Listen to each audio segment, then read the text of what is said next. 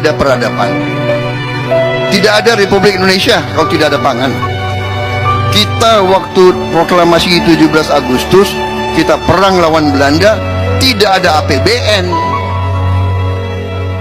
tidak ada gaji untuk tentara, tidak ada LP.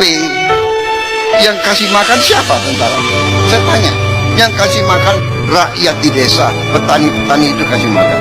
Saya pernah mengalami tahun 70. Saya di desa-desa rakyat kasih makan. Orang miskin kasih makan kepada tentara.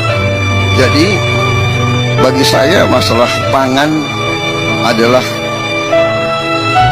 utama.